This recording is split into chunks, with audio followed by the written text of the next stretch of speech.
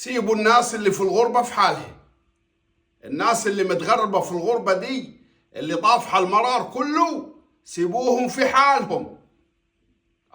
مش أول ما واحد ربنا يكرمه ويسافر ويقعد له سنة ولا اتنين ويجي يتجوز ولا يبني له حتة شقة ولا يجيب له حتة عربية ولا يجوز أخته تقوم القيامة عليه وعلى أبوه، تكرهوه في السفر.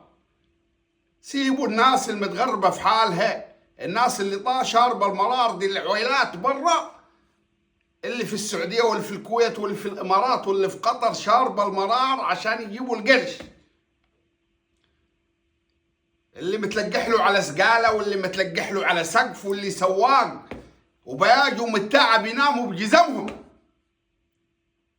خلوكم في حالكم وسيبوهم في حالهم يقعدوا يقعدوا لك على المصاطب. يا الدينار ب180، يا الريال ب15، شغالين آلات حاسبة للناس. شغالين. الناس دي اللي في الغربة بيدفع ثمن الغربة من حياته وقعدته مع عياله وقعدته مع مرته متغرب عشان الراجل يأكل عويلاته.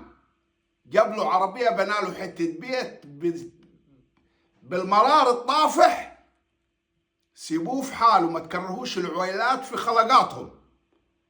والله ما تشوفوهم في الغربة اللي عامل مطهاية واللي نايمين 5 في أوضة واللي بيطلع الفجر على شغله واللي بيجي يعني المرار شاربينه واللي بيطبخ لوحده واللي بيغسل لوحده.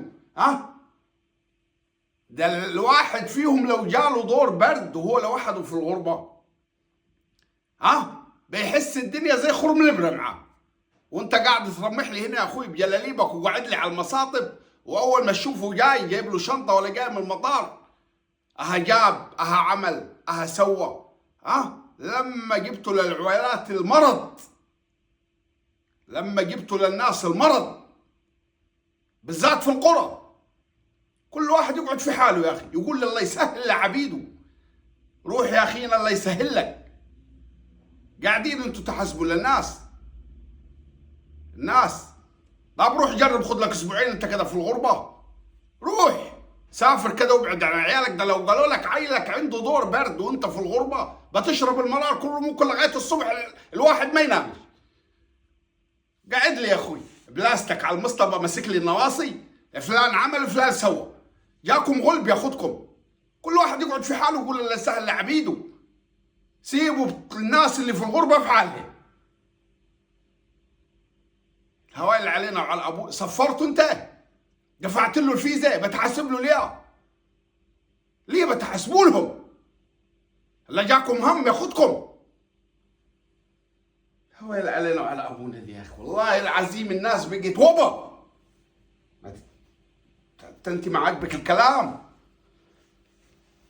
يا ابوي؟ ده ايه ده يا ابوي الهواء اللي علينا وعلى ابونا؟ جاب تلفون، بدل فلوس، جاب جلابيه. انت مالك؟